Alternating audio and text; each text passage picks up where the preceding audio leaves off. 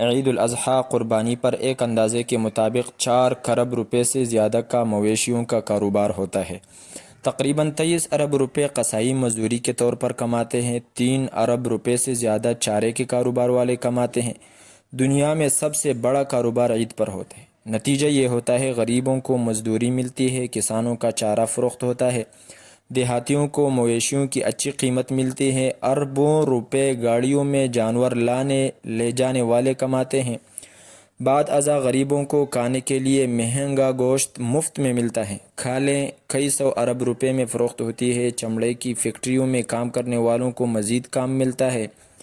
یہ سب پیسہ جس نے کمایا ہے وہ اپنی ضروریات پر جب خرچ کرتے ہیں تو نہ جانے کتنے کھرب کا کاروبار دوبارہ ہوتا ہے۔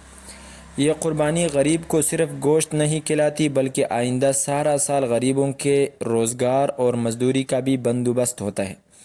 دنیا کا کوئی ملک کروڑوں اربوں روپے امیروں پر ٹیکس لگا کر پیسہ غریبوں میں بانٹنا شروع کر دے تب بھی غریبوں اور ملک کو اتنا فائدہ نہیں ہوتا جتنا اللہ کے اس ایک حکم کو ماننے سے ایک مسلمان ملک کو فائدہ ہوتا ہے۔ اکنامکس کی زبان میں سرکولیشن آف ویلتھ کا ایک ایسا چکر شروع ہوتا ہے کہ جس کا حساب لگانے پر عقل دنگ رہ جاتی ہے، مگر ملحدین کو اس مقدس فریضہ کے خلاف پروپیگنڈا کرنے پر شرم نہیں آتی۔ دراصل یہ لوگ شعائر اللہ کے دشمن ہیں۔ یہ لوگ اسلام کو تو گالی نہیں دے سکتے لیکن دینی احکامات کو اپنے ناقص عقل کے تلے دبانا چاہتے ہیں، لیکن ان کا وہم اور خیال ہی ہے بس۔ اسلام کی فطرت میں قدرت نے لچک دی ہے، اتنا ہی یہ ابھرے گا جتنا دباؤ گے۔